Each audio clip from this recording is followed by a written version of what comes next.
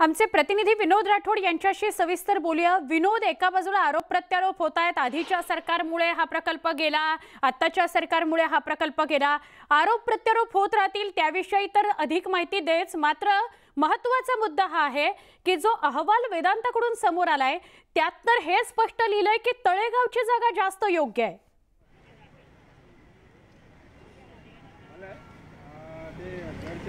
नक्कीच सुवर्णा, आपल्याला अहवालामध्ये ह्या गोष्टी तात्पर्याने स्पष्ट झाल्या आहेत की गुजरात की महाराष्ट्र यामध्ये फॉक्स वेदांता जी कंपनी आहे त्याबाबतचा त्यांनी एक सर्वे केला आणि त्या सर्वेमध्ये महाराष्ट्रातली तळेगावची पुण्या येथील जागा ही योग्य असल्याचा त्या ठिकाणी त्या अहवालमध्ये दर्शवण्यात आला आहे। आणि ज्याप्रमाणे विरोधी पक्षनेत्यांकडून ही वारंवार आरोप केले जात आहे आणि मागणी केली जात आहे की तो फॉक्स वेदांताचा जो प्रोजेक्ट महाराष्ट्रातून गुजरातकडे पळून नेला आहे तो परत कशा प्रकारे आणायचा त्यासाठी त्यांनी मागणी केली आहे। परंतु एक गोष्ट यामध्ये ठीक स्पष्ट होते की जो वेदांताचा जो अहवाल होता त्या अहवालामध्ये तळेगाव पुण्यातली जी जागा आहे ती व्यवसाय दृष्टिकोनातून आणि महाराष्ट्र सरकारच्या सवलतीच्या एकूण बाबी जर विचार केला तर ती योग्य होती असं या अहवालामध्ये पाहायला मिळत आहे।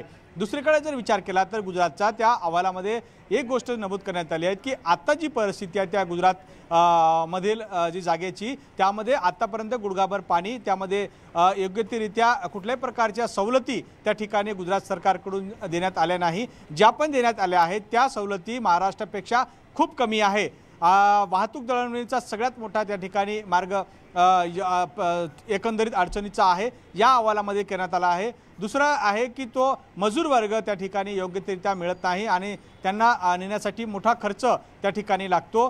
तिसरी जी महत्त्वाची बाब आहे की विजेची उपलब्धता त्या ठिकाणी नाहीत आणि सध्या पाण्याचा मोठ्या प्रमाणात त्या ठिकाणी भरमार असल्यामुळे त्या ठिकाणी मोठ्या प्रमाणात पाणी भरलं आहे। यासारख्या अनेक गोष्टी त्या अहवालामध्ये लिहिण्यात आला आहे आणि त्या अहवालांमधून एक गोष्ट ही गोष्ट निश्चित होते की महाराष्ट्रातलं जे तळेगावचं जे जागा होती ती जागा वेदांताला योग्य होती आणि जी आता ज्याप्रमाणे तो प्रोजेक्ट गेला आहे खास करून ढोलेरामध्ये ती जागा अयोग्य होती असा अहवाल वेदांताने स्वतः दिला आहे। त्यामुळे हा प्रोजेक्ट कसा काय गेला, ते दबावापोटी गेलात का, अशा प्रकारचे अनेक प्रश्न आपल्याला या ठिकाणी उपस्थित होत आहेत। परंतु एक मात्र या ठिकाणी निश्चित आहेत की हा जो वेदांताचा प्रोजेक्ट गुजरातमध्ये गेला त्यामुळे महाराष्ट्रातल्या अनेक बेरोजगारांना नोकऱ्या मिळणार होत्या त्या नोकऱ्या आता मिळणार नाही।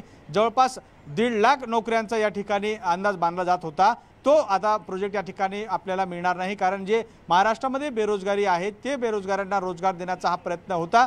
परंतु राष्ट्रवादी काँग्रेस पक्षाकडून हे आरोप मात्र करण्यात येत आहेत की मुख्यमंत्री एकनाथ शिंदेंना बनवलं त्याची किंमत आता गुजरातने वसूल केली आहे असंही बोललं जात आहे। आणि दुसरीकडे विरोधी पक्षनेते अजित पवार यांनी मुख्यमंत्र्यांना पत्र लिहून हे स्पष्ट केलं आहे की त्यांनी कुठल्याही परिस्थितीमध्ये तो प्रोजेक्ट मात्र या ठिकाणी परत आणावा, त्याशिवाय कुठल्याही प्रकारचा मार्ग नाही। मात्र या ठिकाणी आता एक गोष्ट विनोद, धन्यवाद ही माहिती दिल्याबद्दल। अधिक माहिती तुझ्याकडनं घेत राहू, महत्त्वाचा हा विषय आहे।